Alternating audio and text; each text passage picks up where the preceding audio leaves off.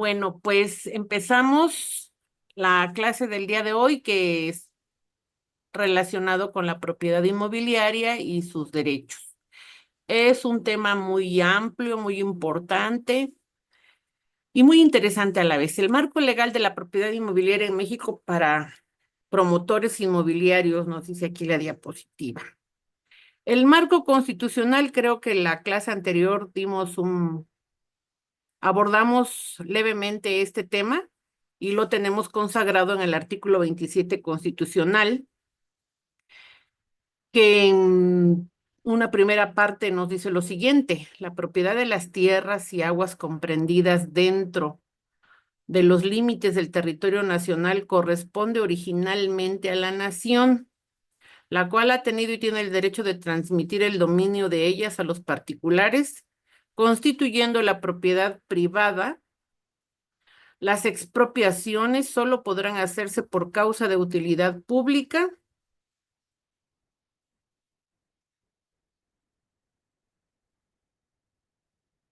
y a través de una indemnización o mediante indemnización. La nación tendrá en todo tiempo el derecho de imponer a la propiedad privada las modalidades que dicte el interés público, así como el de regular en beneficio social el aprovechamiento de los elementos naturales susceptibles de apropiación, con objeto de hacer una distribución equitativa de la riqueza pública, cuidar de su conservación, lograr el desarrollo equilibrado del país y el mejoramiento de las condiciones de vida de la población rural y urbana. En consecuencia, nos dice la ley, este artículo 27 constitucional, dice: en consecuencia se dictarán las medidas necesarias para ordenar los asentamientos humanos y establecer adecuadas provisiones, usos y reservas y destino de tierras, aguas, bosques, a efecto de ejecutar obras públicas y de planear y regular la fundación, conservación, mejoramiento y crecimiento de los centros de población para preservar y restaurar el equilibrio ecológico.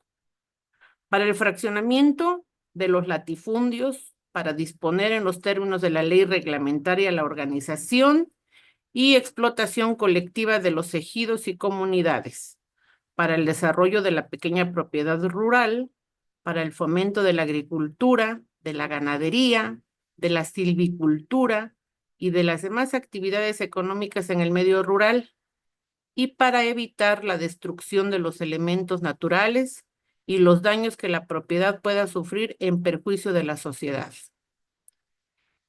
En otro apartado, yo les podría decir que en México el derecho a la propiedad y el derecho de propiedad están reconocidos en la Carta Magna, como ya se los acabo de mencionar, en el artículo 27 constitucional. ¿Qué es la propiedad? Bueno, esto ya se comentó en la semana pasada, lo recordamos ahorita, nos sirve de repaso y así lo retenemos un poquito mejor. Derecho de propiedad es la facultad que tiene una persona para gozar y disponer de sus bienes libremente con las limitaciones que fijen las leyes. Es decir, el propietario tendrá la obligación de respetar las leyes derivadas de esa propiedad y a su vez tendrá el derecho de obtener frutos, rendimientos, accesiones de los bienes de uso y podrá enajenarlos, arrendarlos, alquilarlos libremente con las limitaciones que fije las propias leyes.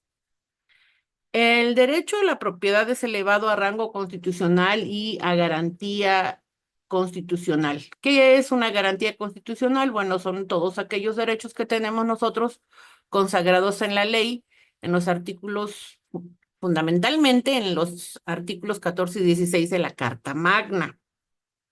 Hay tres tipos de propiedad: la propiedad pública, la propiedad privada y la propiedad social. La propiedad pública se refiere al derecho que tiene el Estado mexicano, la Federación, los estados, los municipios, sobre bienes de dominio público.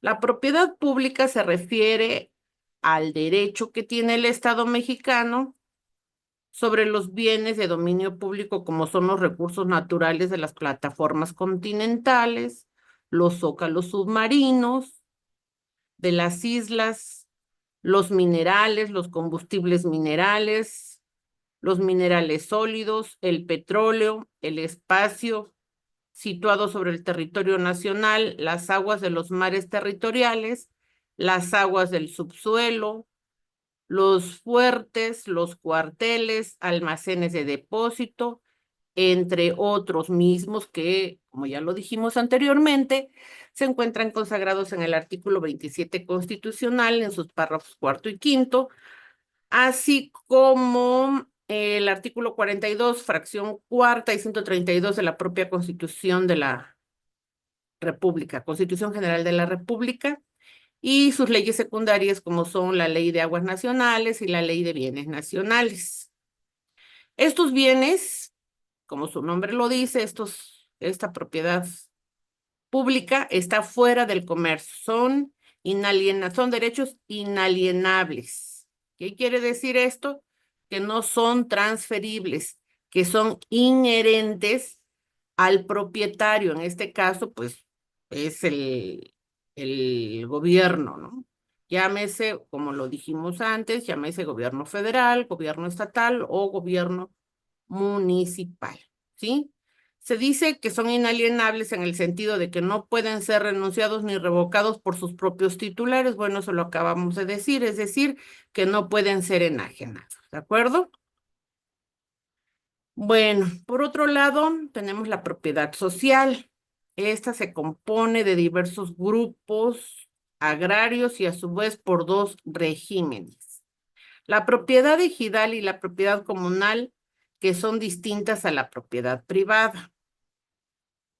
Ahora bien, en el artículo 80 y 81, si no mal recuerdo, de la ley agraria, nos habla de la enajenación de las tierras comunales y ejidales. Esta enajenación solamente se puede dar a través de dos formas, que son la donación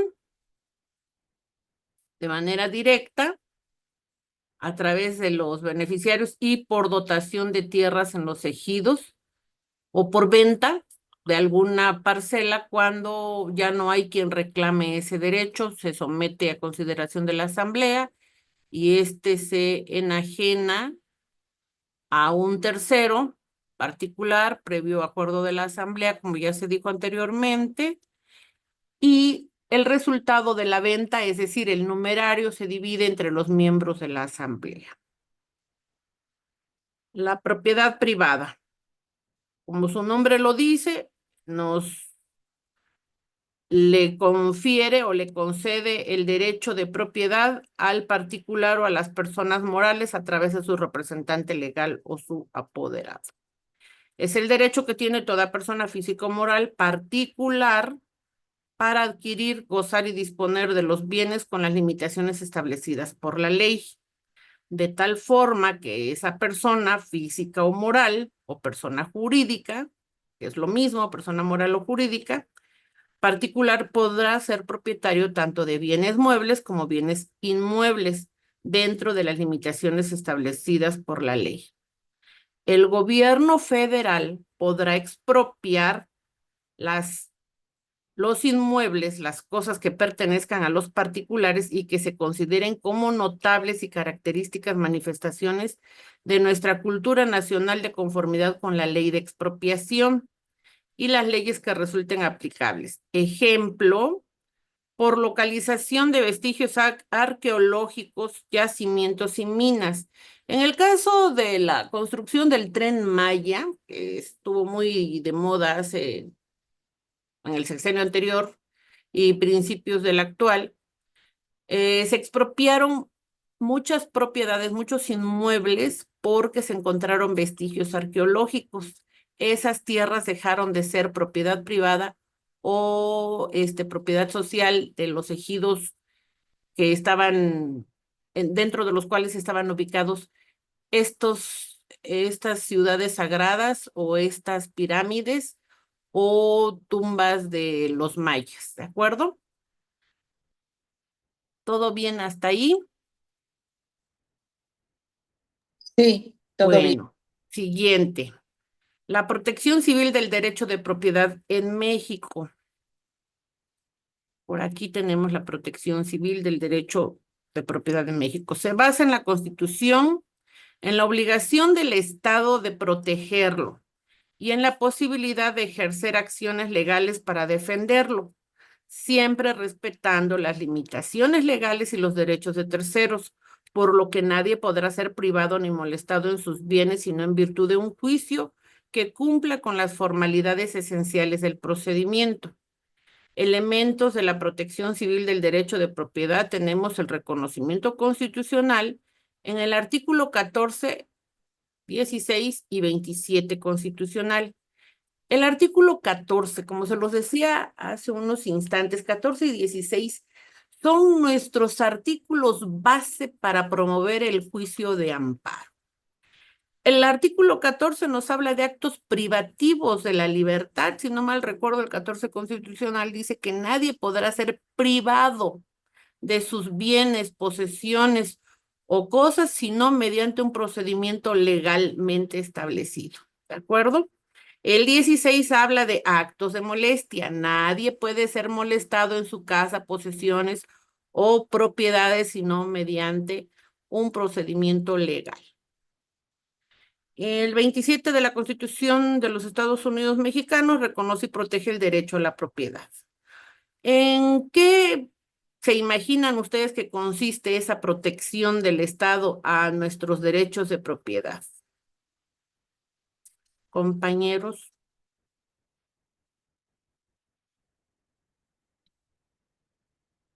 ¿alguien de ustedes podría decirme esto? ¿En qué consiste el reconocimiento y la protección civil de nuestros derechos de propiedad? ¿Cuál es el trabajo del Estado? Pues como ya se dijo anteriormente, que no seamos molestados, que no seamos privados de los mismos, sino es mediante un procedimiento legalmente establecido. Ejemplo, nosotros tenemos derecho a la protección de nuestras propiedades siempre y cuando pues cumplamos con las leyes, con los reglamentos de la misma. El derecho de la propiedad está protegida bajo el principio de seguridad jurídica, que asegura que las leyes sean claras y predecibles. Las acciones protectoras puede ejercerlas en acciones legales para defender su propiedad el particular o bien el propio Estado. Y el particular tendría que hacerlo a través de la vía o de la acción reivindicatoria, así como la negatoria y la acción de demarcación. ¿Qué es la acción reivindicatoria? Es un recurso legal que permite al propietario de una cosa que no la posee demandar a quien la posee y exigir su restitución. Es decir, yo voy a demandar que me regresen mi propiedad porque esa casa es mía y como me fui a trabajar a la Ciudad de México, estando en Guadalajara o estando en Aguascalientes, cuando regreso alguien ya la invadió, alguien se ostenta como dueño y me presenta documentación posiblemente apócrifa, posiblemente derivada de un fraude, posiblemente usurpando la personalidad de algún familiar mío, no sé. Yo lo que voy a hacer es promover una acción reivindicatoria, ¿de acuerdo?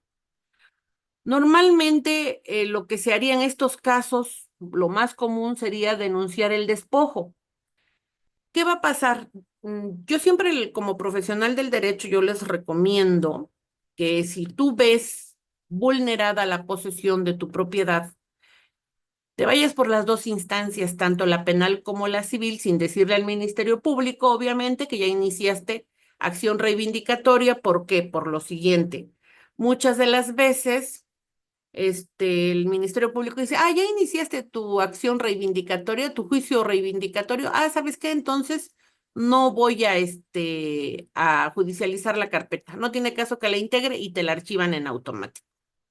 Cuando le dices que ya se inició el juicio reivindicatorio, lo que haces, en el mejor de los casos, es pedir copias cotejadas o copias certificadas al juzgado civil donde se ventila ese juicio y lo que hacen es archivar tu carpeta por despojo.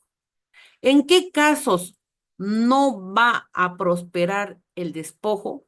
Cuando ambas partes, tanto el poseedor como del inmueble, como el dueño, el que se dice legítimo dueño, presentan escrituras similares. Obviamente una va a ser más antigua que la otra, con medidas y colindancias exactas.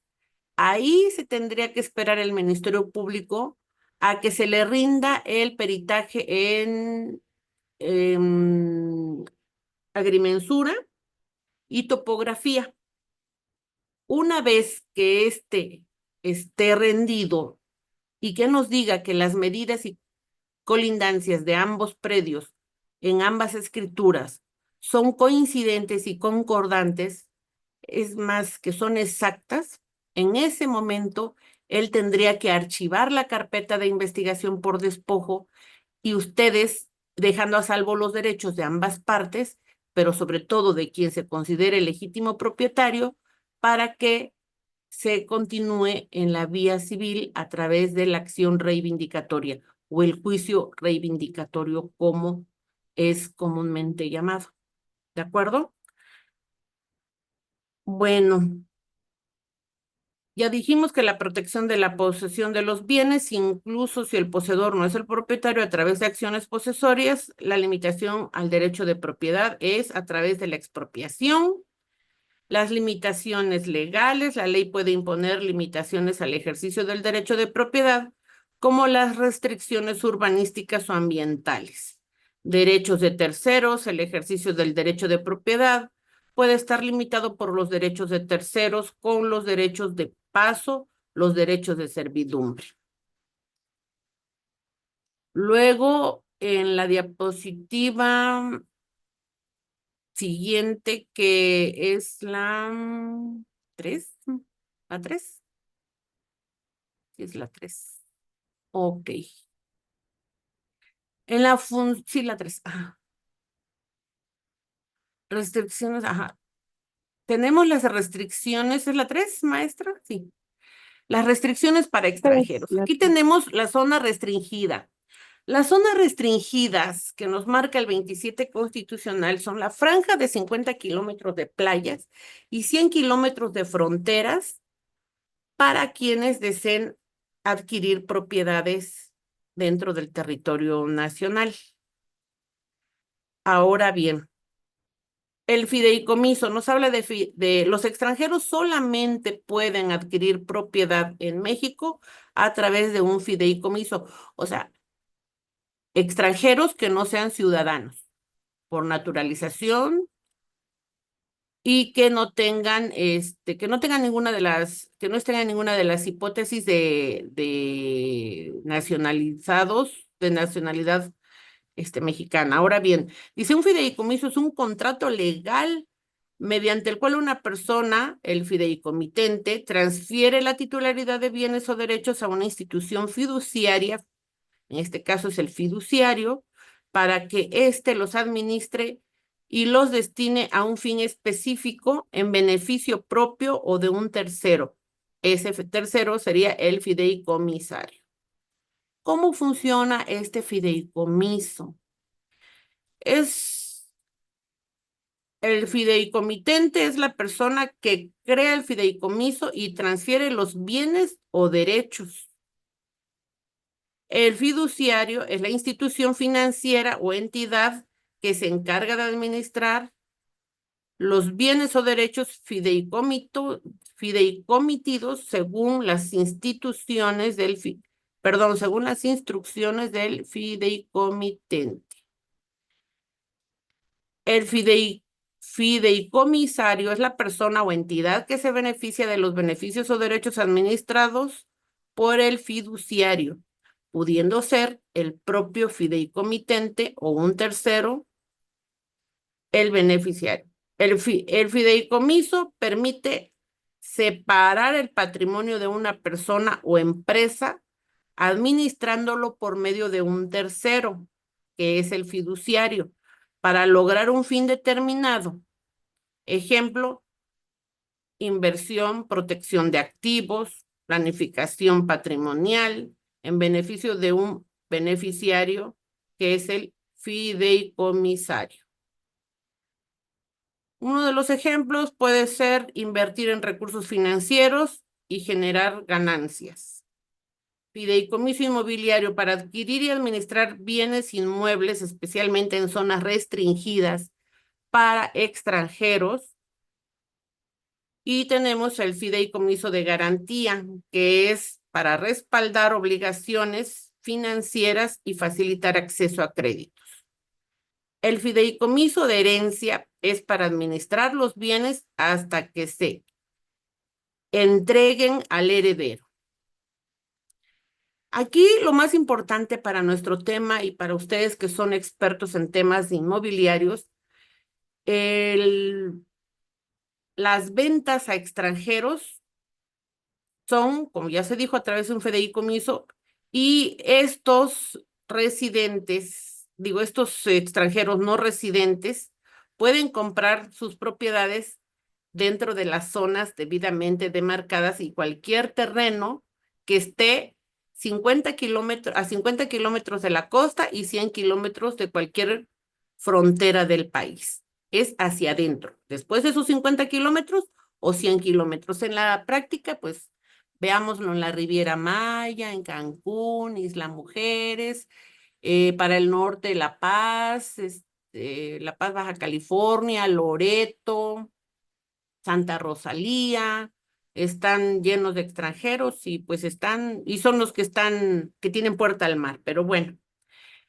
El precio de un fideicomiso para extranjeros en México puede variar según la entidad bancaria, pero la cuota anual promedio que suelen cobrar oscila entre los 500 y 600 dólares al día de hoy, según tengo entendido, más los gastos de abogados, obviamente de agentes inmobiliarios y toda la tramitología que implica ante las instancias correspondientes para las licencias y permisos. Sin embargo, hay que tener en cuenta otros gastos como pueden ser, pues, los, los que acabamos de mencionar, ¿de acuerdo? Que son de abogados, agentes inmobiliarios, pagos de impuestos, permisos, uso de suelo, en fin, pago de agua, entre otros. Ahora bien, siguiente diapositiva, la 4. Es esta. La función social de la propiedad la tenemos dividida en 3 áreas que son desarrollo nacional, promoción del crecimiento económico, protección al ambiente y acceso equitativo. ¿Qué entendemos por desarrollo nacional? Bueno, es la promoción del crecimiento económico. En ese desarrollo nacional, ya sea predios, propiedades a nivel federal, a nivel estatal o a nivel municipal, lo que se busca es que se crezca, que haya un crecimiento de manera ordenada, debidamente planificada, que la urbanización se lleve a cabo con todas las normas, respetando las normas de uso de suelo, y obviamente la autorización para la construcción de desarrollos inmobiliarios que se haga con todos los permisos correspondientes. Se ha procurado que no se haga el cambio de uso de suelo, sobre todo de zonas naturalmente protegidas, de zonas agrícolas, pero bueno, desgraciadamente las autoridades municipales, que son las encargadas de otorgar esos permisos, pues no siempre piensan en que se respete el entorno, sino que pues se dejan llevar más que nada por el interés económico y autorizan estos cambios de uso de suelo a diestra y siniestra. Por eso es el desastre ecológico en el Estado de México y en otros estados más. Se busca la protección al ambiente. Bueno, aquí se dice que hay que preservar los recursos naturales. Vuelvo a lo mismo, que no se afecten las áreas verdes legalmente protegidas y que se cause el menor impacto al medio ambiente en todas sus esferas, llámese agua, zonas arboladas, y zonas agrícolas. En el acceso equitativo buscan garantizar, perdón, la distribución justa de la tierra, y esto es por cuanto hace a los núcleos agrarios. ¿Cuál es la función social de la propiedad? La función social de la propiedad es un concepto clave en el derecho constitucional y económico. Implica que la propiedad no es un derecho absoluto, sino que está sujeto a limitaciones y obligaciones en beneficio de la sociedad. Este concepto se ha ido desarrollando a lo largo de la historia y se ha incorporado a las constituciones de muchos países con el objeto de garantizar que la propiedad privada se utilice de manera responsable y en beneficio de la comunidad. Cuando habla de desarrollo nacional, también estamos hablando de la función social de la propiedad, por eso es que es importante esta nota. Ahora bien, en esa función social de la propiedad, algunos autores dicen que es no dañar. Una de las funciones sociales de mi propiedad es, en mi caso, tengo una casa, vivo en una colonia popular, la sana convivencia, se procura la sana convivencia entre vecinos, es decir, que en días entre semana no esté yo tocando mi música a altas horas de la noche, porque entonces pues yo ya estoy causándole un problema al vecino y con ello estoy rompiendo la armonía de mi entorno, la armonía de mi colonia, la armonía con mis vecinos, ¿de acuerdo? Otra es que vean entrar y salir gente extraña, gente rara, porque pues ven que en mi propiedad se venden cosas, sustancias ilícitas, o que ya lo ocuparon como bar clandestino. Eso es un uso ilícito de la propiedad y que afecta la función social de la misma, ¿de acuerdo? De ahí que muchas propiedades, muchas de las veces, son aseguradas por no estar destinadas a fines lícitos. ¿Hasta ahí vamos bien? Siguiente diapositiva sería la 5, maestra. La protección civil del derecho. Esto es muy importante. Muy, muy importante porque aquí tenemos innumerables leyes, códigos, reglamentos, que son los encargados de proteger nuestro derecho, nuestro derecho a la propiedad. Estamos hablando de propiedad, estamos hablando de derecho inmobiliario. Tenemos pues como máximo órgano a la Constitución Política de los Estados Unidos, Carta Magna, Constitución Federal, como se le quiera llamar. Código Civil Federal y los códigos civiles de los estados. Asimismo, tenemos los reglamentos. ¿Cuál sería una forma de defender mi propiedad por lo que gusten? No sé, a lo mejor alguien denunció que en mi casa pues entran y salen menores de edad, alcoholizadas, en fin. Puede ser que alguien suponga o me esté señalando por el delito de trata, o que al vecino X, ya lo vieron ahí vendiendo droga. Bueno, pues entonces llegan, hacen un operativo, encuentran vehículos robados, encuentran droga, encuentran menores de edad ahí ejerciendo el oficio más antiguo del mundo y aseguran la propiedad. Tú tienes derecho a reclamar esa propiedad si la ley te da un término determinado. La ley de extinción de dominio en Puebla te da 30 días para que acredites la propiedad. 30, sí, 30 días. En esos 30 días debe de comparecer el legítimo dueño o quien se crea con derecho para pedir la devolución de ese bien inmueble asegurado. Cuando no se reclama, hay un área específica en todas las fiscalías de la República, que es la unidad de extinción de dominio, que se encarga precisamente de llevar un inventario de todos los inmuebles asegurados mismos que ponen a disposición de un juez de lo civil. Ah, ojo, no es un juez de control, es un juez de lo civil, mismo que es inmueble. Nunca van a buscar ellos al dueño, ¿eh? O sea, hasta donde yo he visto en mi experiencia personal, no buscan al dueño para que el dueño se presente o acredite la propiedad. No, lo que hacen es seguir el procedimiento. Ellos siguen el procedimiento de manera interna. Es el dueño o el representante legal el que tiene que comparecer, decir que desconocía las actividades ilícitas o lo que se estaba llevando a cabo en ese inmueble para que de esa manera logre recuperar el inmueble. Ahora bien, si no lo hace, pasan a ser decomisados después de un trámite que no es muy prolongado actualmente, ya es mucho más ágil, pasan a decomiso y posteriormente a remate. Generalmente es en los estados, en el caso de los del centro, a través de la Secretaría de Finanzas, en otros estados y en la federación es a través del SAT.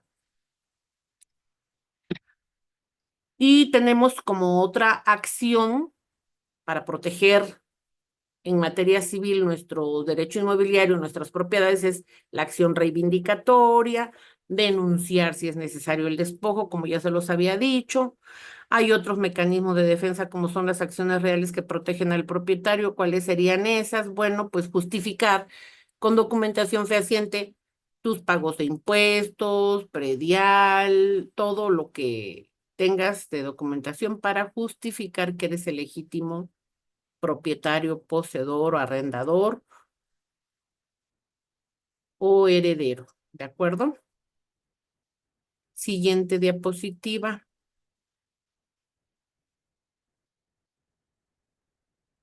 ¿Cuáles son algunas de esas acciones civiles relevantes? Bueno, más adelante se va a abundar en en estos temas. Tenemos la acción negatoria contra afectaciones sin derecho, acción declarativa, reconocimiento judicial de la propiedad. Cuando, ejemplo de esta acción declarativa es cuando se deriva de un juicio sucesorio intestamentario o de un testamentario que ya no va a ser el de cuyos, el occiso, el dueño, sino sus herederos. Otra sería la prescripción positiva o usucapio. ¿Por qué lo declara un juez? Un juez te declara dueño.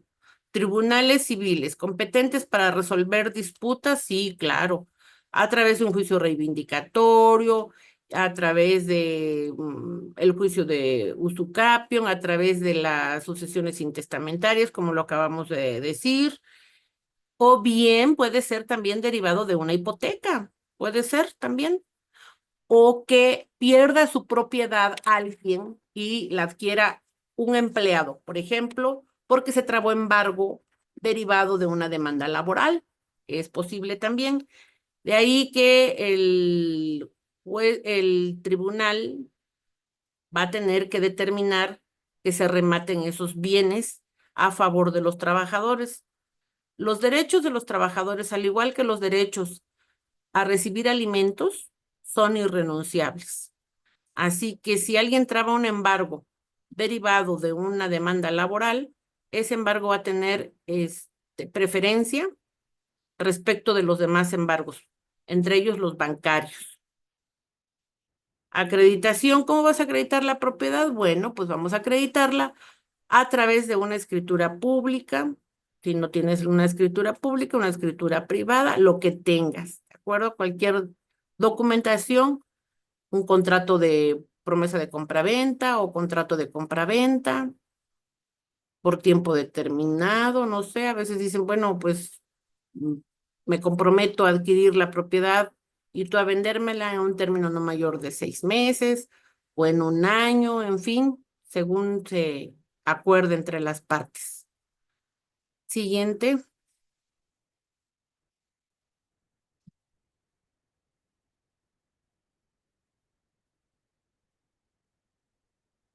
Aquí en el patrimonio tenemos bienes inmuebles de alto valor.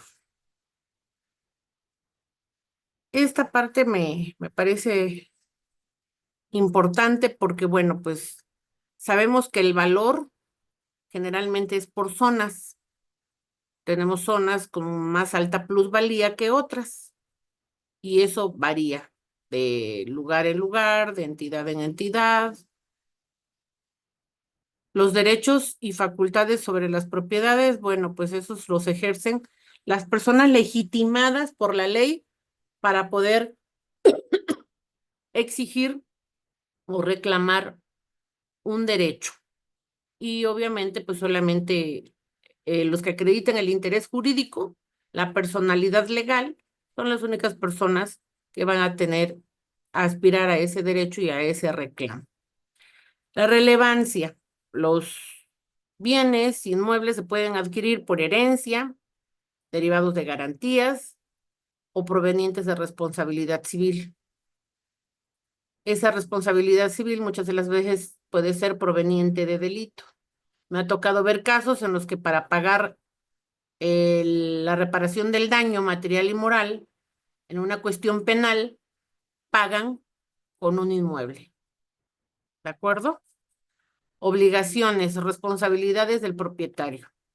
Como lo comentábamos hace un momento, la responsabilidad del propietario es grande. Los propietarios tienen la responsabilidad de cuidar sus bienes, mantenerlos en buen estado y evitar que causen daños a terceros. El control estatal de la propiedad, el Estado ejerce un control sobre la propiedad para asegurar que se cumpla con la función social a través de la fiscalización, la aplicación de normas y la expropiación en caso de incumplimiento, lo que les comentaba hace un momento en la diapositiva anterior, ¿de acuerdo? El Estado va a vigilar que no se cometan delitos, que no se usen esas propiedades para otros fines que no sea el de fines lícitos. Nosotros, los ciudadanos, tenemos permitido hacer todo aquello que la ley no nos prohíbe y los servidores públicos tienen la facultad de hacer todo aquello que la ley les permite nada más. ¿De acuerdo? Siguiente diapositiva.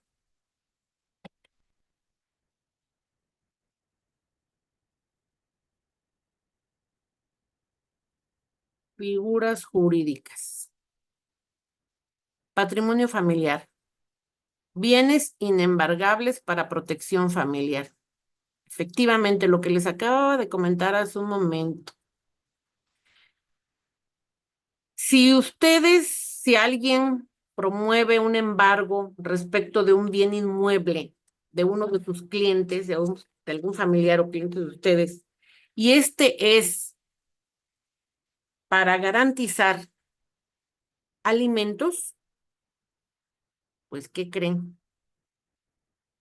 Va a ser muy difícil que logren quitar ese embargo a menos que garanticen o que exhiban las pensiones rentísticas por el importe que les está requiriendo el juez de lo familiar. Muchas de las veces los deudores alimentarios lo que hacen es exhibir en efectivo el importe de la pensión alimenticia, ya sea por meses o por años, y pues buscan el efectivo, lo exhiben y de esa manera liberan el embargo.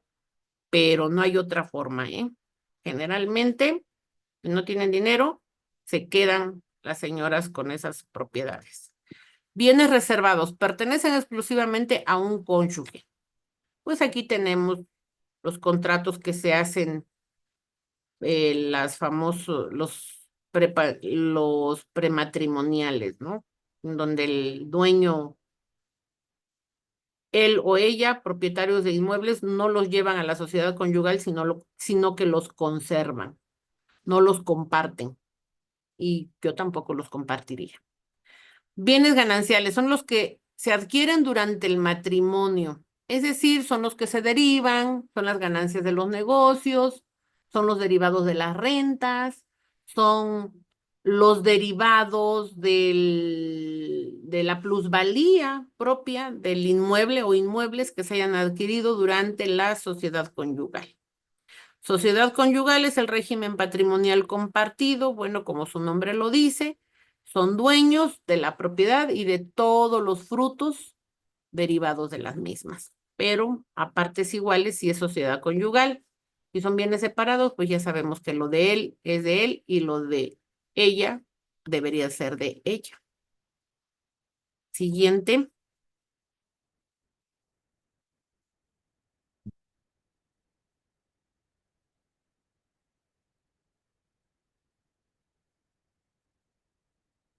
Derechos reales. ¿Qué son los derechos reales? Bueno, pues los derechos reales son precisamente las propiedades, los bienes inmuebles, el dominio completo sobre el bien.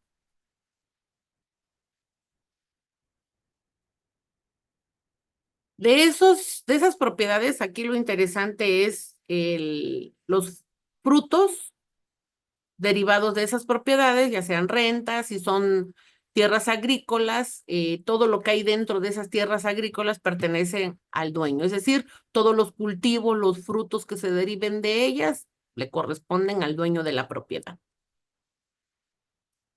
El usufructo, derecho de usar y disfrutar, no de disponer, nada más de preservar. Derecho de usar y disfrutar. Obligación, preservar, dar mantenimiento, en todo caso. Dar mantenimiento a la propiedad porque pues es lo menos que podría hacer. Generalmente se da en herencias. Muchas de las veces los padres se reservan el usufructo vitalicio y a los hijos les dejan la nuda propiedad para cuando ellos fallezcan. Hasta ahí, compañeros, se va entendiendo.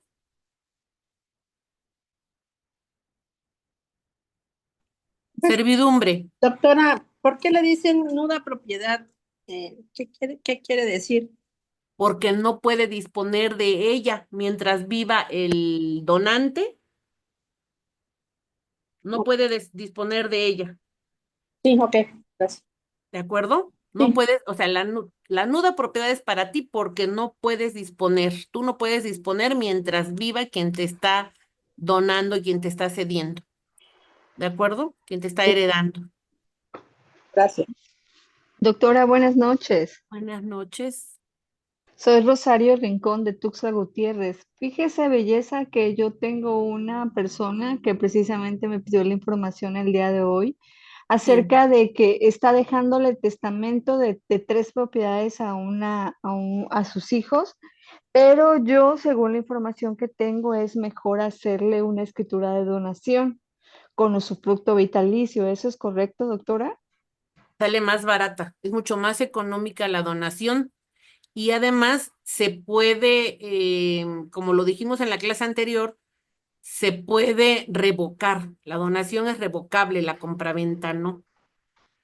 Perfecto, le agradezco ¿Sí? mucho. Sería donación, el usufructo vitalicio para él o ella, que es la persona que está donando, y la nuda propiedad para el heredero. Pero yo como tip les diría a ustedes que a sus clientes les digan que no comenten qué es lo que va a pasar con estos, porque muchas de las veces les aceleran la muerte, ¿no? Sabiendo que el usufructo vitalicio lo tiene el donante, pues el donatario dice pues que se vaya lo más pronto posible para que ella pueda disponer de los bienes. Doctora, Tienes razón. ¿Mm? doctora, Mandé, una pregunta un poquito fuerita del tema, pero mira, me surgió ahorita. Cuando se firma un contrato de arrendamiento, cuando está así con usufructo vitalicio, ¿quién es el que debe firmar como arrendador? Eh, acuérdense que el usufructo vitalicio lo tiene todavía el donante. ajá, El otro no va a poder reclamar nada hasta que muera el donante. ajá, entonces el arrendador ahí sería el donante. El dueño, el legítimo dueño. Él, y además él va a poder cobrar las rentas y disfrutar de ellas y no se las tiene que compartir al donatario, Ok. ¿sí? Al beneficiario o heredero, Ujú, ¿sí? Sí, obviamente que si se los quiere compartir, bueno, sí, claro. problema de él, ¿no? Pero Ah, legalmente hablando no está obligado, ok. ¿sí? Sí. Es que hay ciertos tips que tenemos que irlos compartiendo para que también ustedes a la gente se lo hagan ver. Oye, abusado, porque yo, o sea, Graciela Santillán Quirós, yo no le voy a donar a mi hijo ahorita y que él tenga conocimiento. Se sospecha porque es hijo único. Pero imagínense que yo le diga, oye, ya tengo, mira, ya fui ante el notario, ya te doné todo y yo me voy a restaurar el usufructo vitalicio. Bueno, mi hijo es un chico criado en valores y bueno, muy sensato para mí, muy luchón, trabajador, pero imagínense cuántos y tantos no le aceleran la muerte a los papás para poder heredar más pronto. Así ¿Qué es. no hemos visto? O no sabemos las parejas, ¿no? Ah, también, otra de las cuestiones también. Y después de la pandemia, ¿cuántos casos salieron de esto? Muchos, muchos más de los que ya teníamos registrados y muchos de los que no sabemos. ¿De acuerdo? Pues seguimos. Siguiente. Perdón, servidumbre dice derecho de paso o uso limitado. Esto es para las personas que necesitan el acceso para ir y venir. En esas servidumbres de paso, como su nombre lo dice, no estás obligado a ceder el paso para un vehículo, nada más paso peatonal, entrada y salida de muebles del vecino del fondo, por ejemplo. ¿De acuerdo? Me ha tocado ver juicios o asuntos en los que dicen, no, es que yo quiero 4 metros de servidumbre de paso. No, pues, ¿sabes qué? No, te doy 2 metros. Es servidumbre de paso. No, es que yo necesito meter mi coche. Si lo acuerdan y se deja el dueño del inmueble que tiene que ceder la servidumbre, adelante. En esos casos yo siempre sugiero, dicen que más vale un mal arreglo que un buen juicio. Arréglate, págale los 2 metros que quieres y que necesitas para tu carro y nada más está obligado a cederte 2 metros. Págale los otros dos y no vas a tener problemas y ya vas a poder meter tu coche hasta el fondo. ¿De acuerdo? Siguiente.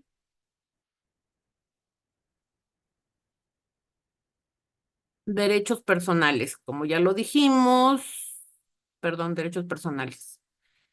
En la compraventa crea derechos entre las partes, derechos de propiedad, porque es compraventa, ¿de acuerdo?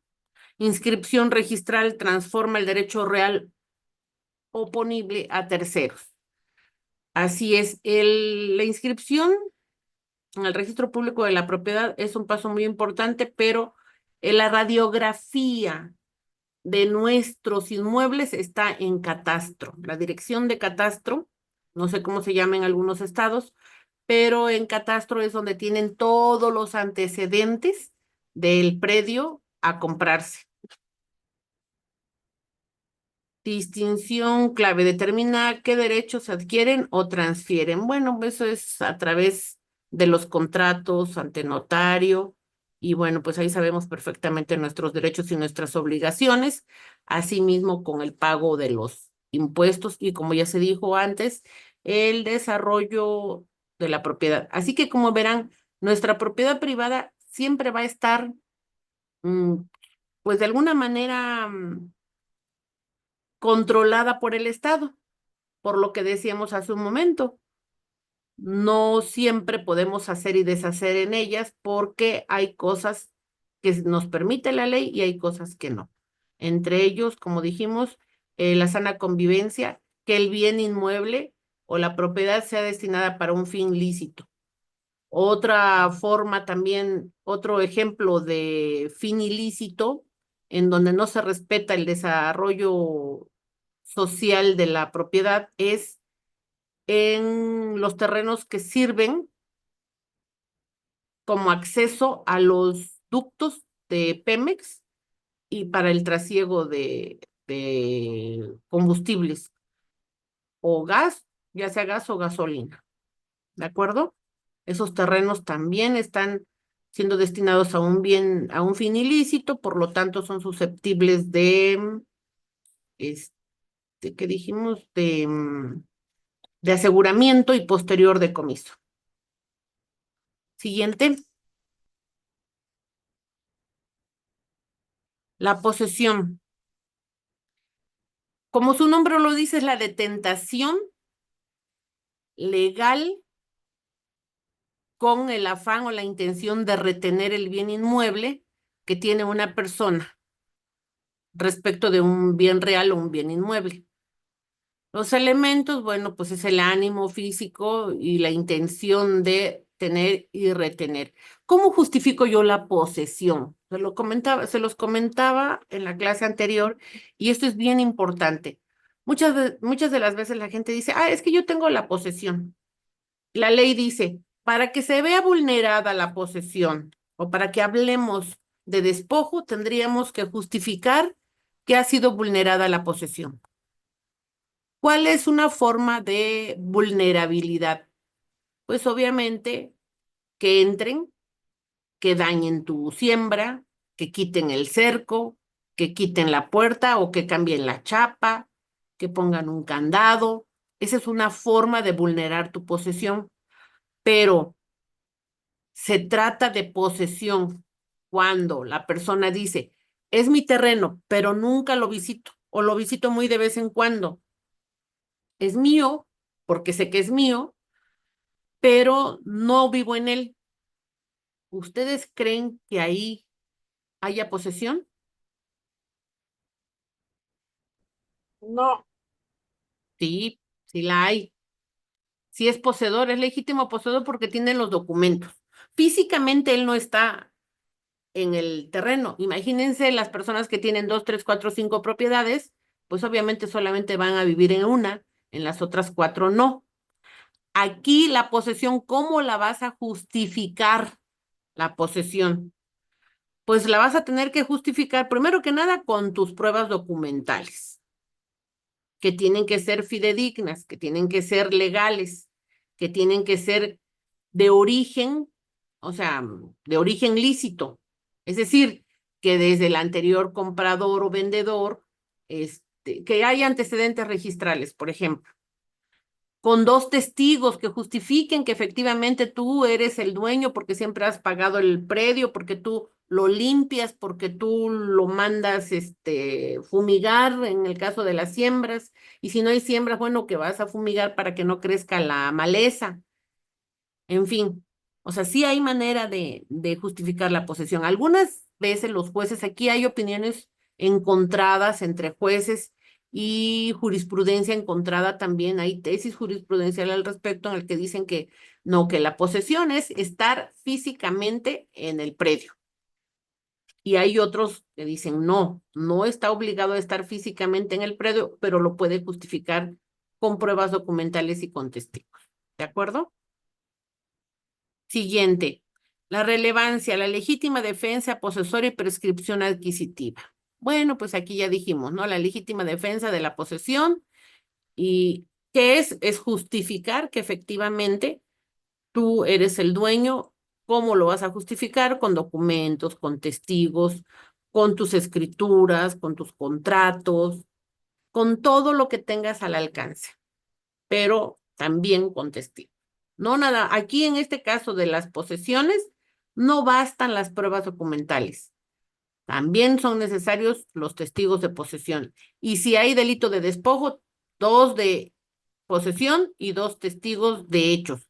¿Qué quiere decir con los testigos de hechos? Que son los testigos a los que les consta cómo es que se metieron de manera furtiva personas extrañas o ajenas al propietario a invadir el predio, casa o rancho del que estamos, del que se trate, perdón. Siguiente diapositiva, por favor.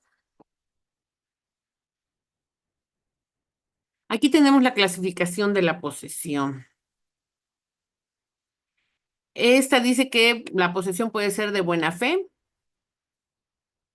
Se ignora si hay vicios jurídicos o no. Mala fe, conocimiento de falta de derecho.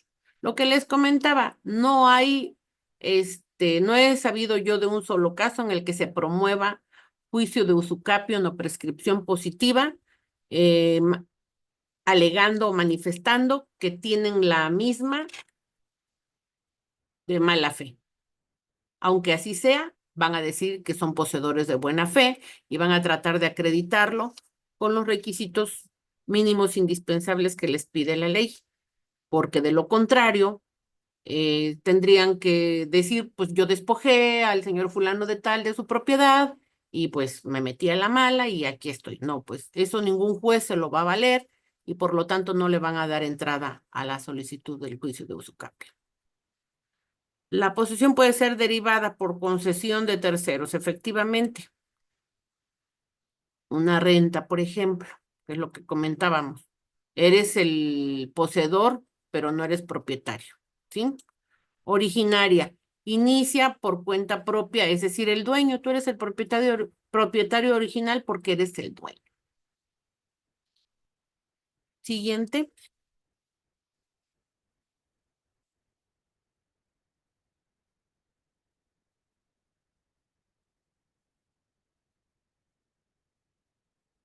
Aquí nos habla de la protección legal de la posesión. Las acciones posesorias protegen independientemente de la propiedad. Lo que comentábamos, la posesión tan difícil de justificar, se oye tan fácil y es tan difícil. Uno de los últimos casos que me tocó conocer como Ministerio Público hace no mucho, una ancianita fue despojada por uno de sus ambiciosos hijos y los hijos de este, es decir, los nietos de un rancho cafetalero, ganado, predios, casas. Más bien dicho, dos ranchos, porque ya también se quedó con el de la señora. El occiso, su difunto esposo, le dejó dos ranchos y le dejó terrenos, le dejó casas, le dejó cuentas. Y el ambicioso, además de lo que recibió de herencia por parte del papá cuando todavía vivía, también despojó a la mamá. Pero obviamente él le promovió a su mamá otorgamiento de escrituras. ¿Por qué le promovió otorgamiento de escrituras? Pues manifestando que su papá en vida le vendió a él ambos ranchos a través de un contrato privado de compraventa. Contrato privado de compraventa que obviamente está amañado, que tiene vicios. ¿Por qué? Porque falsificó la firma del papá. Y dos testigos, curiosamente, los dos testigos son los hijos del sujeto que le está promoviendo a su mamá el otorgamiento de escrituras. La señora denunció el despojo. Oh, error. Fallaron los testigos. Se archivó la carpeta, no la archivé yo, no es un asunto que me tocó ver. Yo estaba como en mi calidad de revisora nada más en ese entonces. Y me tocó ver que hubo error en los testigos de posesión y los testigos de hechos. Hay contradicciones, a veces los testigos van más allá del dicho del denunciante o querellante y ahí pues ya se vicia, la investigación y no se le ve futuro, no se le ve futuro a esa carpeta y no se ve que haya manera de ayudar a esa señora. La verdad duele, da pena. Y el Ministerio Público, joven y entusiasta, dijo, no, pues yo quisiera ayudar a la viejita, me da mucha pena, viene todos los días a pedirme ayuda, pero pues ya le dije que me traigan nuevos testigos y los testigos están igual o peor que los anteriores. Y ya lleva con 8 testigos la señora, pero no dan pie con bola. De ahí que yo le dije al compañero Ministerio Público de ese entonces, le dije, bueno, pues apoya a la señora y trata de aleccionar a estos señores, que sé que no es nuestra función, que no es la función del MP, le digo, pero son gente que no saben de derecho. Y si los que sabemos de derecho a veces cometemos errores, o muchas de las veces cometemos errores, imagínense ustedes un ciudadano común. De ahí que yo le pedí que hiciera su labor social respecto de la señora y con el único afán de apoyarla a recuperar sus propiedades, toda vez que está viejecita y enferma, pues quería ayudar a sus testigos, pero bueno, no sé qué hizo al final. Uno da opinión derivado de las consultas que nos hacen y ellos son los que deciden qué hacer al final del camino. Bueno, luego tenemos los otros que son interdictos de retener la posesión. Muchas de las veces cuando ya se promovió un juicio y antes de que se los quiten, de que les quiten los bienes inmuebles porque ya saben que están a punto de perderlos, por alguna razón hay una acción legal en materia civil que se llama un interdicto de retener la posesión o de recobrar la posesión o de impedir molestias también. Eso se hace ya dentro de un juicio. Prescripción adquisitiva o positiva o de juicio de usucapio, de lo que ya hablamos ampliamente en la clase anterior. Este se puede promover cuando se cumple con 5 o 10 años, según sea de buena o de mala fe, según la legislación, según el estado en donde se encuentren. ¿Con qué documentación se va a acreditar? De preferencia, escritura pública, contratos privados de compraventa, escrituras privadas como las había antes, y cualquier otra documentación que te permita acreditar la propiedad. Adelante.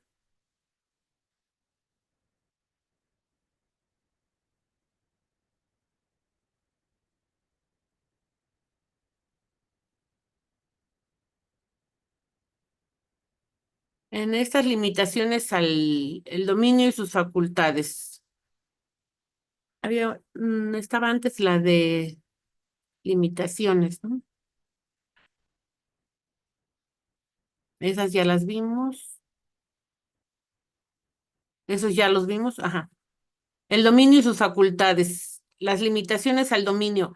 Esto es muy interesante. Las restricciones urbanísticas, ambientales, civiles y extinción legal del dominio. Estas, ¿quién nos las va a dar? ¿Qué leyes nos las van a regular? Normalmente es a través de los reglamentos y especialmente las direcciones de desarrollo urbano y ecología, obras públicas, en fin. Son los que nos van a dar las restricciones urbanísticas, ambientales, civiles y extinción legal del dominio. ¿Por qué? Porque obviamente, pues no vas a poder construir una granja porcina en medio de la ciudad de Puebla, por ejemplo, o de la Ciudad de México, o del Estado de México. Ahí hay restricciones. Una de esas restricciones es, hasta donde recuerdo, una de las condiciones es que sea fuera de las zonas urbanas, que sea en un lugar donde no dañe mantos acuíferos, de preferencia zona rural, ¿sí? Y que cumplan con la normativa sanitaria a fin de llevar a cabo un buen manejo de los desechos orgánicos, hablando de granjas. Otra, no se puede poner una fábrica en medio de una zona urbana. No se debe ni se puede poner por reglamento una gasolinería o gasolinera, como le llaman algunos, en zonas escolares. No se deben poner cantinas o bares en zonas escolares. Esas son restricciones urbanísticas, ambientales, civiles y extinción legal del dominio. Y en la extinción legal del dominio, bueno, ahí ya dijimos que son aquellos bienes inmuebles o propiedades, derechos reales, como le quieran llamar, en los que se llevan a cabo actividades ilícitas que comprometen la seguridad de la colectividad o de los vecinos, de la ciudadanía. Además de que, pues, en ellos están llevando a cabo delitos, entonces, pues, esos son susceptibles de aseguramiento y posterior y entrar al programa de extinción de dominio. Siguiente. El usufructo, su definición es un derecho real de uso y disfrute sin alterar sustancia, es decir, no puedes tú,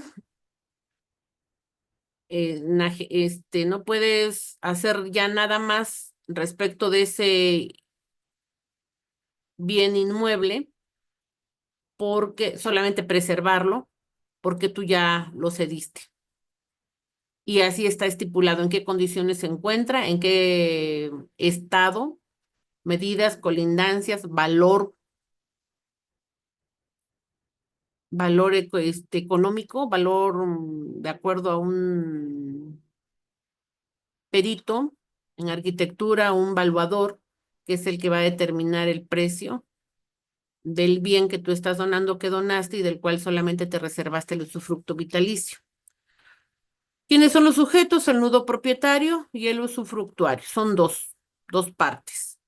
El nudo propietario es el que va a heredar cuando fallezca el usufructuario o el donante, ¿sí?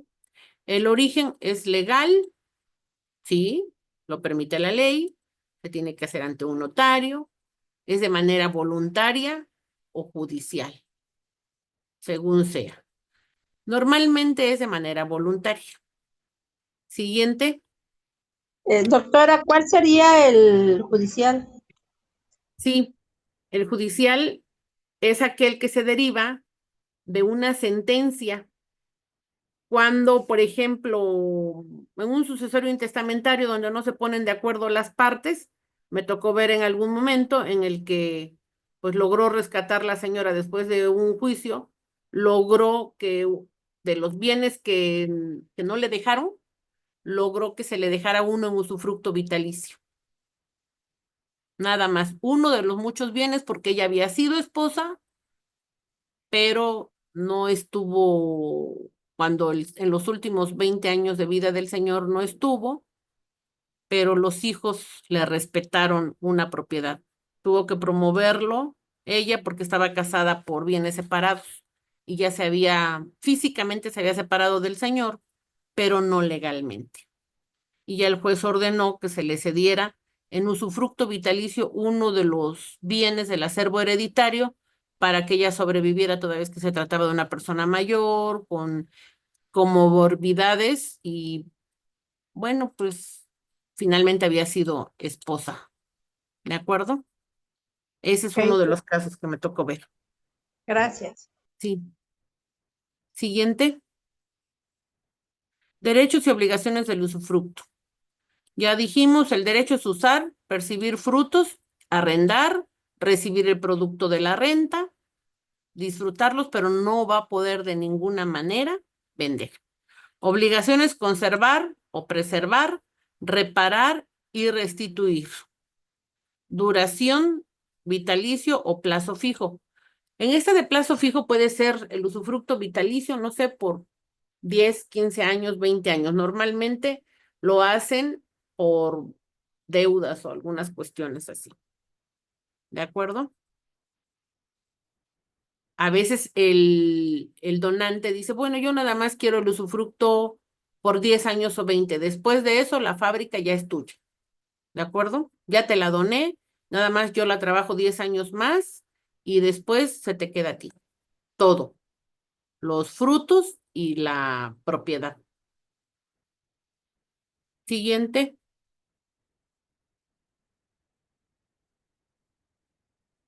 Superposiciones de títulos múltiples, escrituras sobre mismo inmueble. A ver, aquí en los conflictos de propiedad 1. Cuando hablamos de superposiciones de títulos es cuando en el argot legal los que son abogados me van a entender, se le llama traslape de propiedades. Es decir, el sujeto A presenta una escritura pública con ciertas medidas y colindancias, la ubicación vía GPS del inmueble, debidamente señalado en la colonia que señala el sujeto B. Coincide en todo. Medidas y colindancias, colindantes, nombres de los colindantes, ubicación geográfica, avalúos, todo. En este caso se le llaman superposición de títulos respecto de un mismo bien inmueble. Ahí les comentaba, ya no hay lugar al despojo. Ahí tendría que ser forzosamente un juicio reivindicatorio. Invasiones, la ocupación ilegal de propiedad ajena. O, dicho en otras palabras, despojo. Compraventas fraudulentas, transacciones sin formalización legal. Son otro de los conflictos con los que nos vamos a encontrar en la propiedad. Otro conflicto puede ser el daño en propiedad ajena doloso, ¿de acuerdo? Otro puede ser el culposo también. Herencias irregulares, sucesiones no formalizadas, sí, que nada más de palabra. Les dejan a los hijos de palabra, pero no formalizaron nunca ante notario y no hicieron un papelito, un video que permita eh, informar a los herederos cuáles eran los deseos de partición de ese acervo patrimonial de cuyos. Cuando yo les comenté de lo otro conflicto de propiedades, está el daño en propiedad ajena doloso, es cuando alguien, como su nombre lo dice, llega a una propiedad y la daña con la intención de deteriorarla, con la intención de generarle un conflicto al vecino, al hermano. A eso es un daño en propiedad ajena doloso. Culposo, ¿cuál puede ser? Que entre la vaca del vecino a comerse tu cosecha, es un daño en propiedad ajena culposo, no es doloso, pero tendría que pagar el dueño del animal. ¿De acuerdo? Otro ejemplo de daño en propiedad ajena culposo es cuando choca un vehículo contra la casa de alguien y le derriba la casa o parte de la misma o se va a estampar contra la accesoria. Eso es un daño, es un conflicto porque muchas de las veces el dueño del vehículo va a decir, yo tengo seguro, yo no te pago, el chofer nada más es el conductor, el operario del momento, pero tengo un seguro, aquí está, mira, llámale al ajustador, normalmente le llama el dueño del vehículo, ¿verdad? O el conductor, y bueno, pues ya se inicia el conflicto, por así decirlo, hasta su conclusión. Siguiente, doctora, maestra Graciela.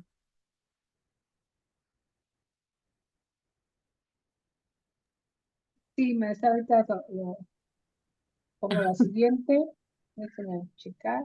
Y como yo no veo los numeritos aquí, maestra, por eso le pido de Sí, favor que me las no, está vaya. bien, está bien. A ver, sí, porque también Es que está esta en no un sé qué segundo. número sea. Ajá, Ajá, solución de conflictos. sí. Bueno, las formas que tenemos de resolver los conflictos derivados de nuestras acciones inmobiliarias son la vía judicial, como su nombre lo dice, a través de los juicios civiles, la vía penal también, como lo dije hace un momento, con el despojo, daño en propiedad ajena, los fraudes, por ejemplo, hay muchos inmuebles relacionados con fraudes, que es otro tipo penal, daño en propiedad ajena, el juicio de usucapión, aunque aquí solamente nos menciona el usucapión, y el juicio reivindicatorio. También tenemos los interdictos a retener la posesión, en fin, a fin de que no nos quiten ese inmueble, sobre todo cuando se trata de casa habitación, y eso es muy común en los bancos cuando quieren ejecutar los desahucios de las personas que no pagaron las casas, es cuando en algunas de las ocasiones promueven los interdictos de retener la posesión hasta en tanto cuanto consigan una nueva vivienda. Vía administrativa, resoluciones registrales, catastrales, urbanas. ¿De acuerdo? Es decir, te multan a lo mejor porque no tienes, vamos a pensar en un negocio que no tiene las entradas y salidas de emergencia. Protección Civil llegó, hizo una supervisión o chequeo de rutina y detectó que no se encontraba, que no cuentan con extinguidores. Entonces, o botiquines en el caso de algunas negociaciones que lo requieren, y les hacen sus observaciones o bien les aplican multas mismas que tendrán que ir a pagar o negociar para poder seguir operando. ¿De acuerdo? Vía alterna. ¿Cuál es una vía alterna de solución de conflictos o de controversias en materia inmobiliaria relacionada con propiedades? La mediación o conciliación, el arbitraje inmobiliario. ¿Sí? Ahora sí, la siguiente maestra, si me hace el favor. Tipos de propiedad inmobiliaria.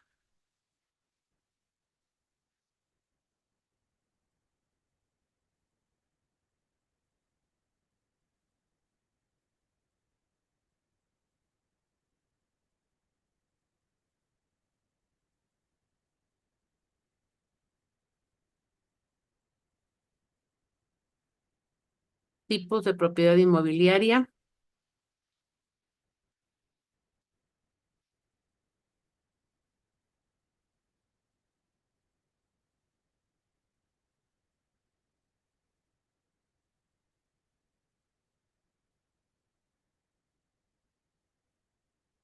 Propiedad ejidal, ajá, propiedad comunal, propiedad privada, nos falta el...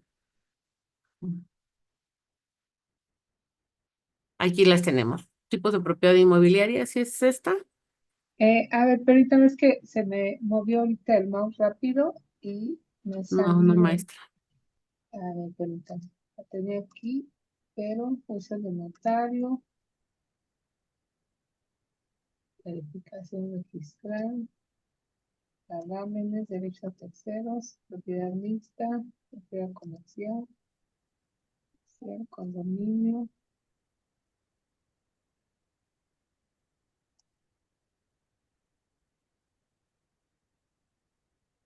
Propiedad industrial.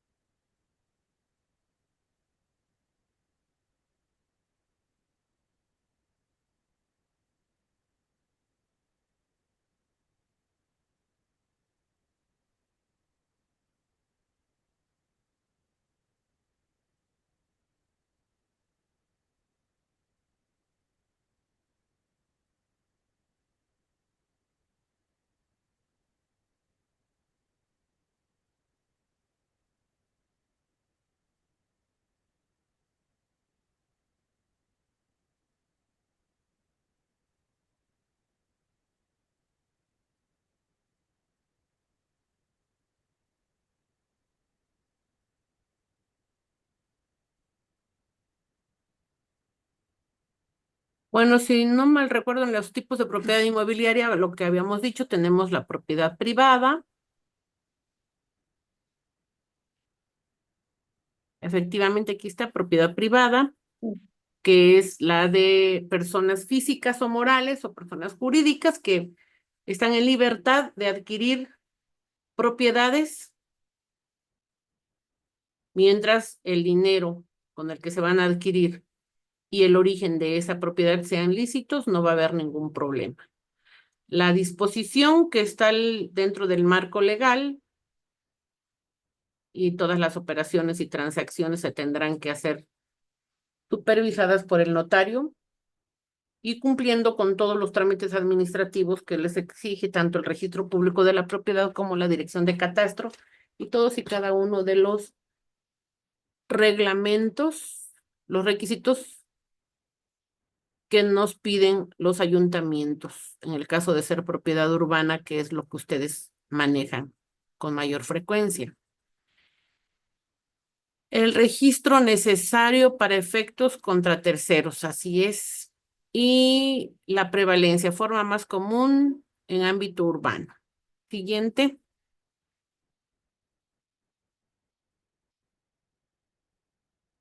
La propiedad ejidal. En esta categoría de tierras, tenemos tierras otorgadas a núcleos campesinos, lo que muchas de las veces le llaman núcleo poblacional, le llaman comunidad, y tenemos lo que son los terrenos parcelados y las tierras comunales o de uso común. Los derechos ejidales parcelarios son individuales. Son generalmente extensiones de tierra de menor cantidad que las comunales y estas ya están regidas por el sistema parcelario y normalmente lo hacen valer a través de un título parcelario o de un certificado parcelario, mejor dicho. La enajenación, el artículo 80 y 81 de la ley agraria, si no mal recuerdo, nos habla de la única forma de enajenación del ejido es a través de la donación. Generalmente la donación la hacen a familiares en línea directa. Pueden ser la esposa o los hijos. La ley contempla 3 beneficiarios en línea directa, que pueden ser cualquiera de los hijos, a libre elección del ejidatario. Y las tierras de uso común, como su nombre lo dice, esas pertenecen a todo el núcleo ejidal, a toda la comunidad ejidal, y se las dividen para la explotación. Normalmente es para cultivos, para producción agrícola y ganadera. Siguiente. Propiedad ejidal. ¿Cómo te reconocen a ti como ejidatario? Lo tienen que hacer solamente a través de la asamblea ejidal. Ellos son los únicos, son los que son la máxima autoridad dentro del ejido, la asamblea. ¿Quiénes conforman la asamblea? Los ejidatarios. Para esto tienen un representante que se llama presidente del comisariado ejidal y hay un comité de vigilancia que se conforman por el secretario, tesorero y vocal.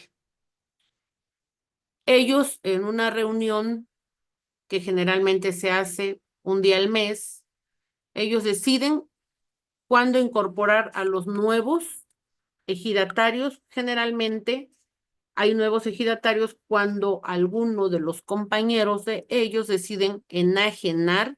La ley no acepta todavía el término compra-venta de parcelas, es enajenación a través de la donación, obviamente previa remuneración.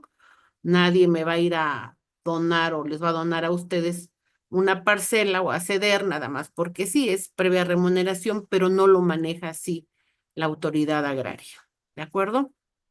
El Registro Agrario Nacional es el encargado de hacer oficial y de legalizar o regularizar todos esos trámites hechos por la asamblea.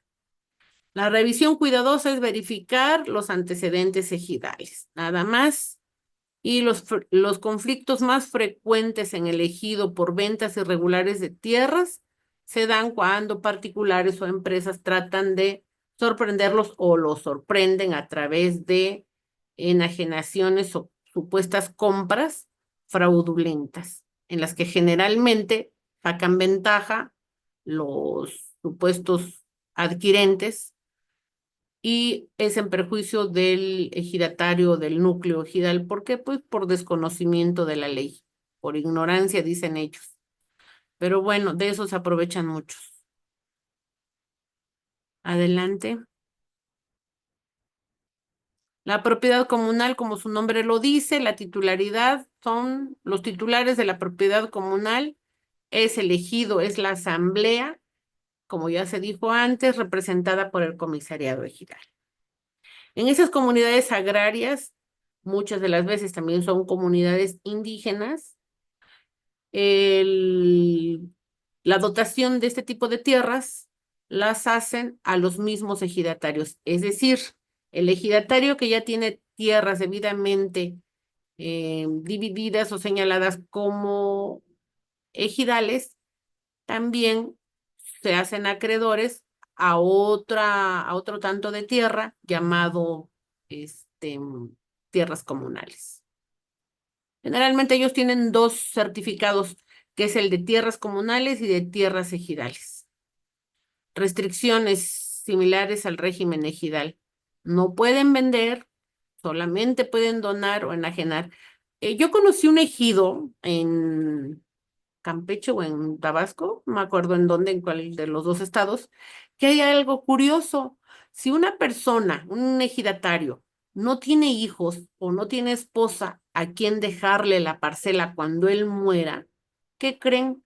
El ejido, las autoridades, la asamblea, aprobó, y así está sentado en la asamblea, que el cuidador o cuidadora del ejidatario sea quien se quede con su parcela. ¿Cómo la ven? Está bien, ¿verdad? Obviamente no en todos los ejidos existe esa norma, por así decirlo, esa costumbre, porque es más que nada una costumbre, porque la ley agraria no te dice, no te obliga, ¿de acuerdo? No lo contempla la ley. Ahí es el acuerdo de asamblea. Al no tener esta persona ningún otro beneficiario consanguíneo o por afinidad, se le permite que done a su cuidador o cuidadora, aunque éste sea ajeno a su familia o no sea de su familia. Reconocimiento, posesión reconocida, pero no es propiedad privada. Claro. Pero bueno, pues nosotros que sabemos lo elemental de derecho, con que me des la posesión, me doy por bien servida. Ya después veré cómo adquiero mis demás derechos, ¿verdad? Requisito, certeza registral en operaciones. Aquí, si no estás reconocido por la asamblea, los tratos que hagas con el ejidatario tendrán que ser nulos de pleno derecho, así lo dice la ley agraria. Sin embargo, ¿qué hacen los particulares, sobre todo personas morales? Yo comenté el ejemplo de aquellos que están haciendo franquicias de para vender combustible, gasolina y gas, que están pidiendo en comodato tierras ejidales y que la verdad es que los únicos perjudicados ahí son los ejidatarios, porque cuántas fuentes de empleo se pueden generar, que ese es el pretexto con el cual les piden tierras en comodato, y no 1 ni 2 hectáreas, son decenas de hectáreas y en algunos casos cientos. Pero bueno, es en perjuicio de los ejidatarios y vuelvo a lo mismo, se aprovechan de la ignorancia. O yo creo que los presidentes del comisariado ejidal, ¿cómo le llaman? El comisariado, ese no creo que sea tan tonto. Yo creo que sí recibe algo, pero no creo que lo comparta con la mayoría de los ejidatarios. No creo que así como así firme y haga que firme todos los integrantes de la asamblea, que en este caso son todos y cada uno de los ejidatarios que conforman esa comunidad o ese núcleo ejidal. Adelante. Otra forma de obtener y detentar la propiedad es en condominio. Esta forma especial es de coexistencia de áreas privativas y comunes. Aquí, pues ya sabemos, el régimen en condominio comparten áreas comunes. Ahí todo es de todos. La regulación, códigos civiles locales y los reglamentos. Hay una ley también de condóminos en cada uno de los estados o reglamento de condóminos, que es el aplicado a todos y cada uno de estos desarrollos. La administración es a través de órganos que regulan la convivencia de los ciudadanos o los vecinos entre sí.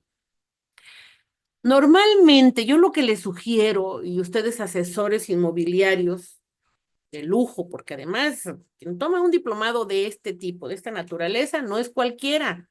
O sea, son de caché, son agentes inmobiliarios de caché.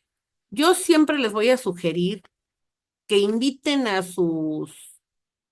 los condóminos a que en cuanto se empiecen a vender los departamentos, se nombre a un comité de vecinos y ese comité se conforme en una asociación civil de preferencia sin fines de lucro, porque la única función o el mayor de los intereses va a ser que se lleve a cabo una administración regulada y una sana convivencia entre todos y cada uno de los condóminos por su propia seguridad. En ese reglamento interno que ustedes, bueno, que ellos van a elaborar, en este caso el comité de vecinos, tendrá que reunirse para elaborar ese reglamento de condóminos. Ahí tendrán ellos que especificar entre las muchas otras cosas que se les ocurran y que sean viables, que sean lícitas, que sean congruentes y coherentes. Yo sugiero que se diga en el documento si se va a permitir que en las áreas jardinadas, en las áreas comunes, deambulen sueltos animales o no, porque son una fuente de infección. O sea, yo respeto muchísimo a las sociedades protectoras de animalitos, quiero mucho a los animalitos, pero los animalitos deben de estar en casa porque son parte de la familia, son animales de compañía, deben de tenerlos en casa, deben de limpiar sus gracias, deben de tener cuidado. ¿Y por qué dejarlos salir. Hay quienes los dejan salir a las áreas comunes a que hagan sus necesidades y ya después los regresan a casa, los retornan a casa. Y eso no se vale. Eso es una fuente de infección, una fuente de contaminación para todos. Y no olvidemos que además, debido a la contaminación ambiental, hay muchísimas personas afectadas por alergias. Y esta contaminación genera o agudiza más esas alergias, ¿de acuerdo? Bueno, otra cosa bien importante es que se regule lo de las fiestas, los horarios para fiestas. Y si se van a poner carpas, también que eso se estipule en el reglamento. Cuando se haga alguna fiesta, esas carpas que también tengan un horario determinado. Entre muchas otras cosas y necesidades que ya irán viendo. Porque también hay que ver con qué amenidades cuenta ese desarrollo inmobiliario, esos condominios o esas casas, ¿de acuerdo? ¿Cómo se van a regular? Bueno, a través de la ley de condóminos o del reglamento de condóminos. Siguiente, por favor.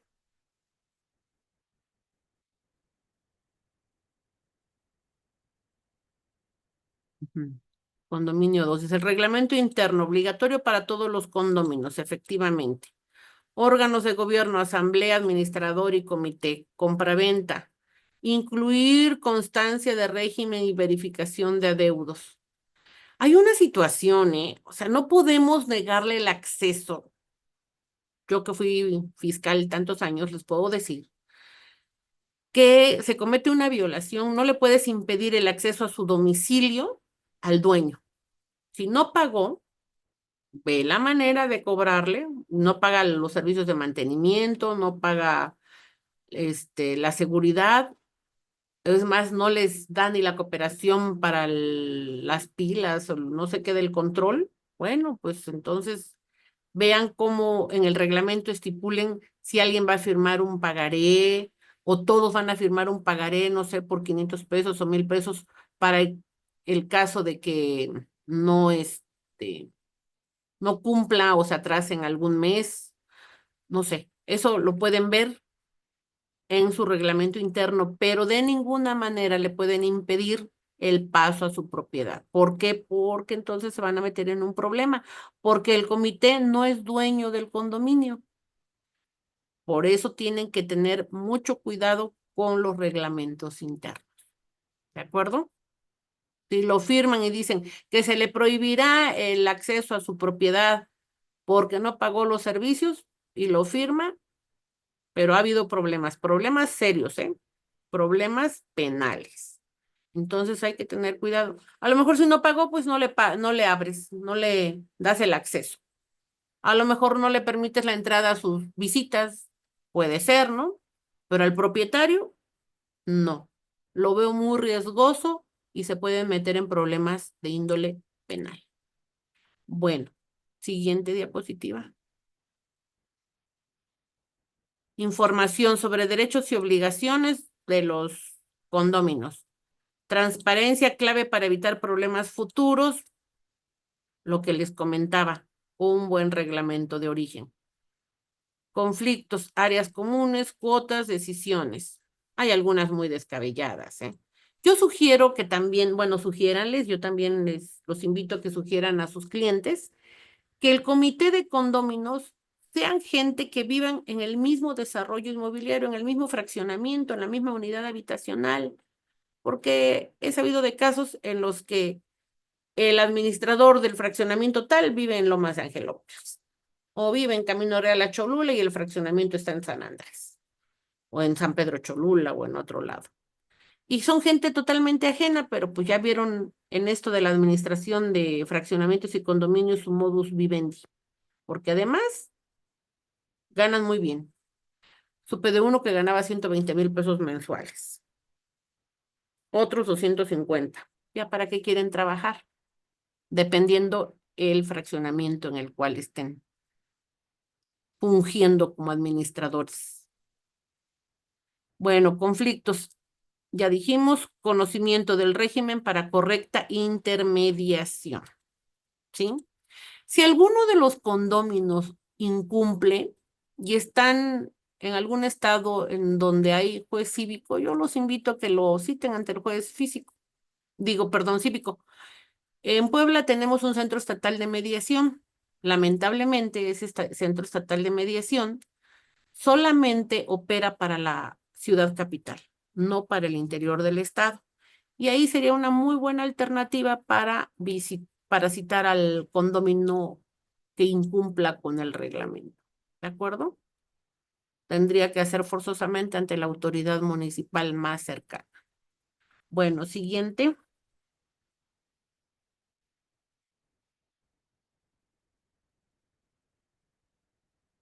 Propiedad industrial, parques industriales, inmuebles para producción y distribución.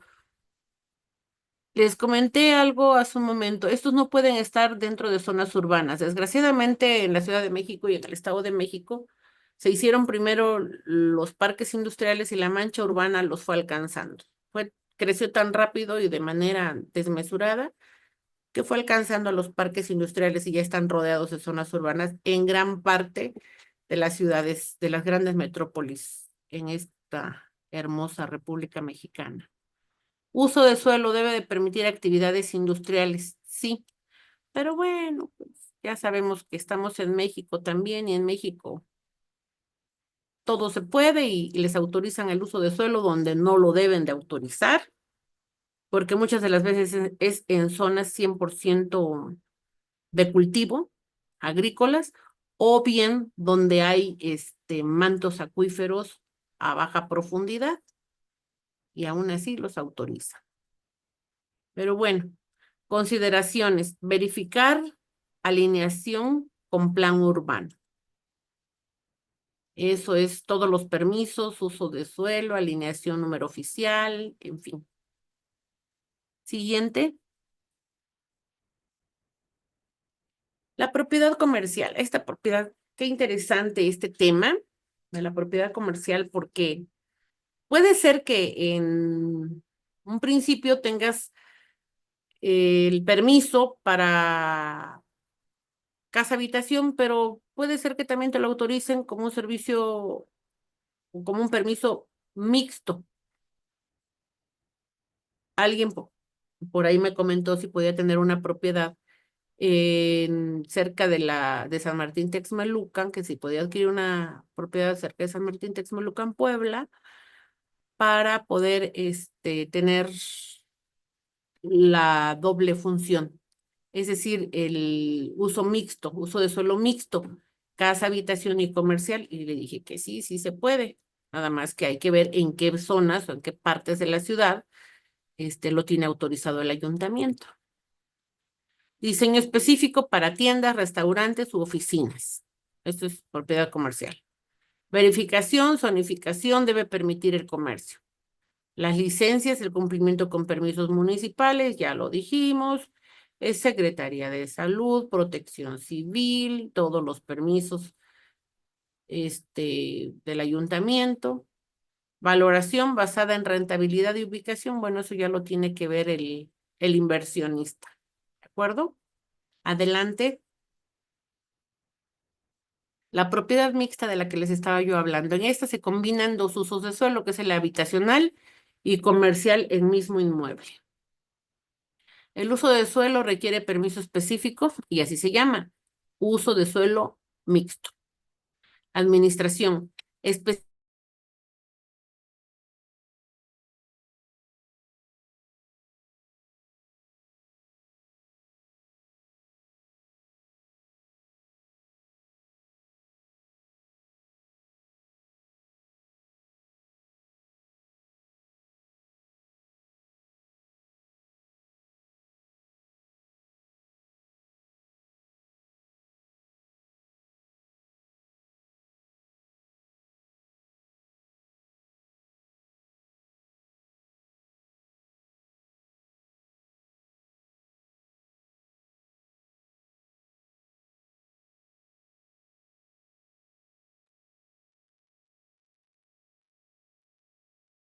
Bueno, creo que se le fue la señal a la maestra. Estoy tratando de contactarla para reiniciar en unos minutos.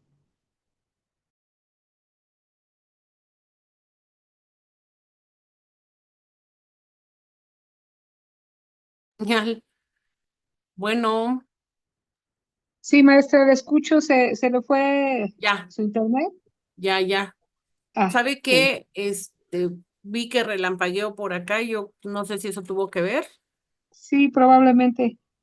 pero bueno, ya estamos aquí nuevamente. Estábamos hablando del uso de suelo que requiere permiso específico mixto para el habitacional y el comercial en el mismo inmueble. Administración especial por diferencias en horarios y servicios. Adelante. Derechos de terceros, hipotecas, servidumbres, arrendamientos, usufructos y litigio limitan la disposición. Bueno, pues en esta, como su nombre lo dice, no podemos disponer libremente de las propiedades porque tiene alguna de las limitantes que tenemos aquí.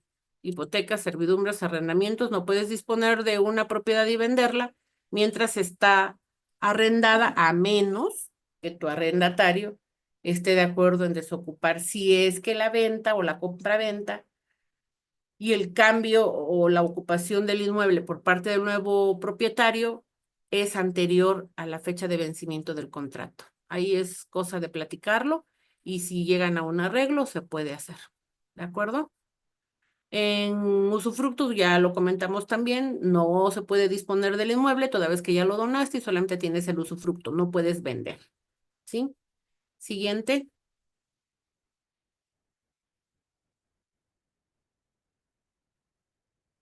Gravámenes y limitaciones. Las cargas reales, hablamos de hipotecas, los embargos, anotaciones preventivas con motivo de deudas de carácter civil, ya sea por deudas o adeudos a trabajadores.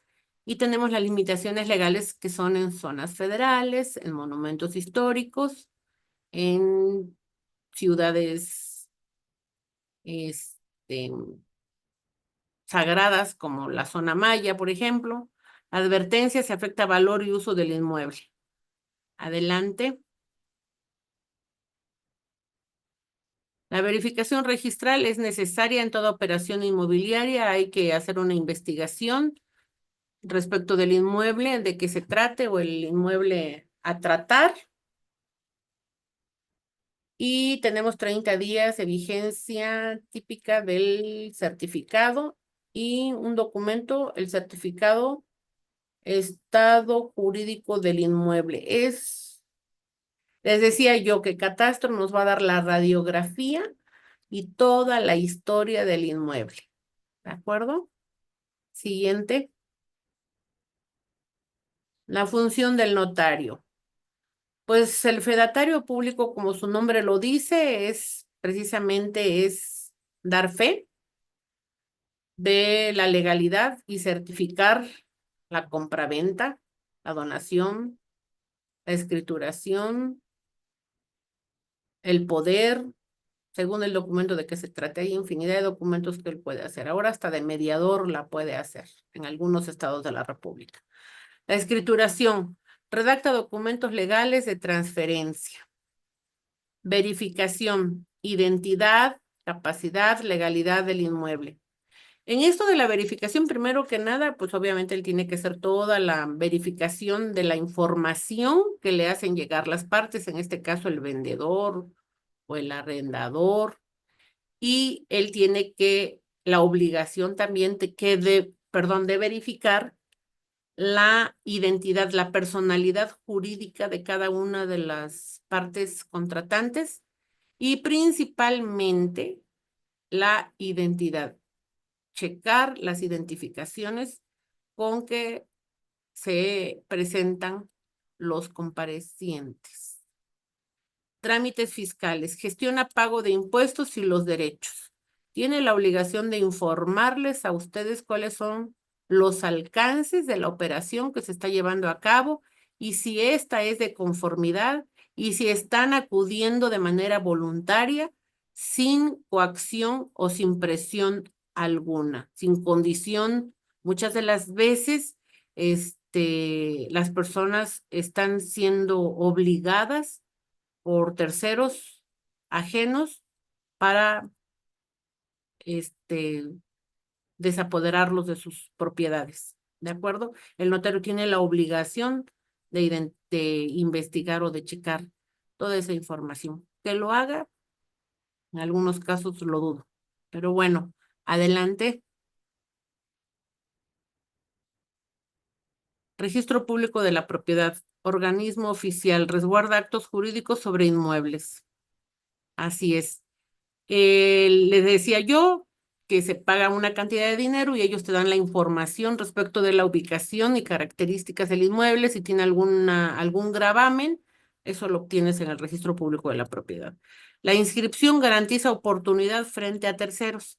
¿Qué quiere decir esto? Que si ustedes inscriben su contrato de compraventa o la operación de compraventa que ya hicieron, o la promesa de compraventa, eso les da una ventaja respecto de cualquier otra persona que llegue posteriormente a hacer un trámite similar. Publicidad registral protege al adquirente de buena fe. Siguiente, maestra. Los derechos del comprador. Inmueble sin gravámenes, libre de cargas y limitaciones. La documentación debe de estar en regla, como ya lo dijimos, completa y legalmente validada, principalmente por el fedatario público. Información completa, uso de suelo, régimen, situación fiscal, eso por todas las partes involucradas. Transparencia en toda la operación inmobiliaria. Siguiente. Conclusiones. El conocimiento jurídico fortalece la labor del promotor inmobiliario, que en este caso pues son ustedes. La legalidad es el pilar de las operaciones exitosas y la confianza se fomenta con transparencia y capacitación. Y yo diría que se fortalece también. Servicio superior. Y bueno, pues creo que eso es todo por el día de hoy.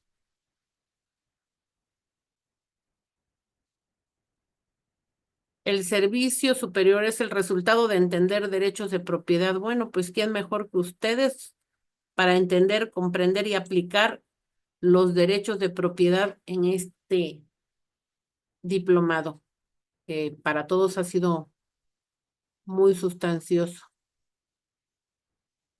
Bueno, maestra, eso es todo. ¿Alguna pregunta? ¿Alguna duda, chicos? ¿Algún comentario? Creo que ya se están durmiendo. Bueno, maestra, parece que no hay dudas. Pues buenas noches a todos y gracias, maestra. Ya damos por terminada la clase si ya no hay ninguna pregunta o duda por No, parte de los alumnos. de mi parte no, muchísimas gracias, maestra. Muy buena su clase, muy enriquecedora. Las dudas Muchas van a gracias. salir después cuando ya se ponga en práctica todo, maestra, pero mientras no, de mi parte no. Me da mucho gusto. Está bien. Adelante, estamos a la orden. Muchas Muchas gracias, muchas gracias. Buenas tardes, Gracias, buenas maestra. noches. Buenas Maestra, noches. muy Que claro. tengan bonita Gracias. noche, hasta luego. Bonita noche.